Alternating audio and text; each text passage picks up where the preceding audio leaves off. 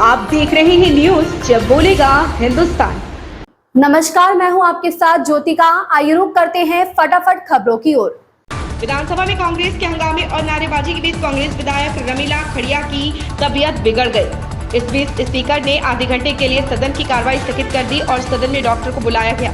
गौरतलब है कि सोमवार को धरने पर बैठे कांग्रेस विधायक मुकेश भाकर का निलंबन रद्द करने पड़ रहे हैं और कानून मंत्री जोगाराम पटेल का इस्तीफा भी मांग रहे हैं।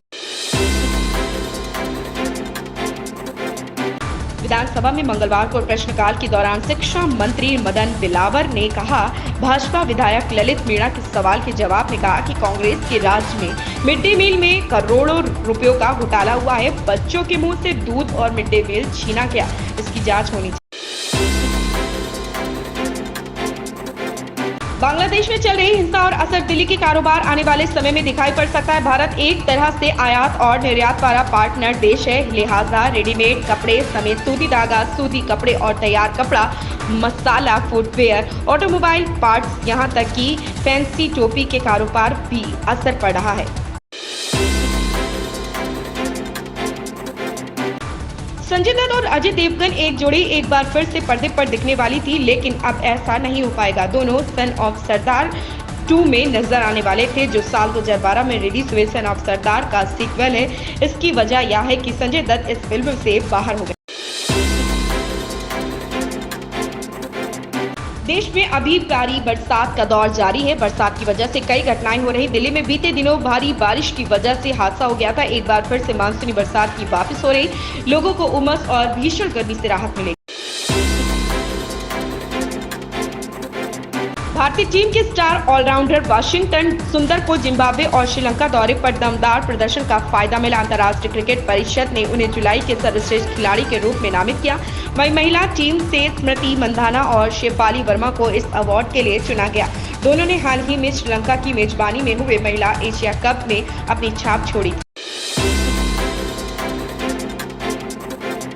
केरल, महाराष्ट्र, गुजरात, बिहार के बाद अब बारिश झारखंड के लोगों के लिए आफत बन रही। राज्य में 2-3 दिन से हो रही लगातार बारिश से चारों ओर तबाही मचने लगी है। कई सड़कें बह गई तो कई जगह पेड़ उखड़ गए। इसके अलावा कई इलाकों में तो मकान तक गिर गए हैं। जगह जगह हुए जलभराव से बाढ़ जैसे हालात हैं। एनडीआरएफ की टीमें लोगों को सुरक्षित स्थान पर पहुंचा रही। हालांकि अब तक राज्य में किसी के भी हताहत होने की जानकारी नहीं मिली। तस्वीरों में देखिए कैसे झारखंड में बारिश ने लोगों को बेहाल कर रखा।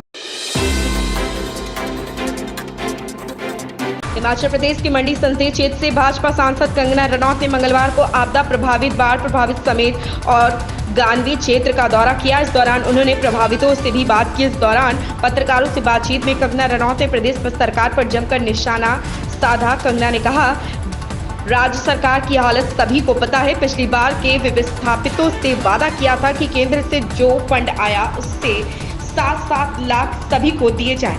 क्या वो 7 लाख मिला? गांव के लोग खुद अपने हाथों से पुल बना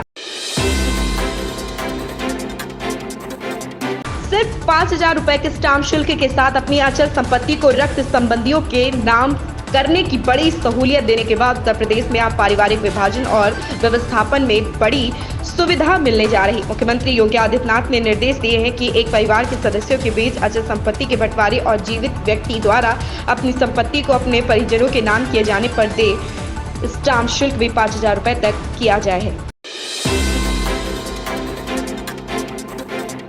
केंद्रीय सड़क परिवहन और राजमार्ग मंत्री नितिन गडकरी ने कहा कि भारतीय ऑटो कंपनियां जल्द ही देश में 100% एथेनॉल से चलने वाली कारों और दोपहिया वाहनों का उत्पादन करेंगी। उनका यह बयान ऐसे समय में आया जब एथेनॉल को पेट्रोल में मिलाकर पूरे देश में बेचा जा रहा।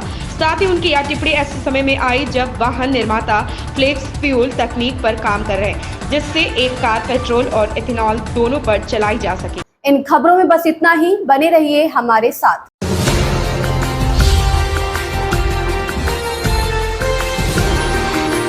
आप देख रहे हैं न्यूज जब बोलेगा हिंदुस्तान।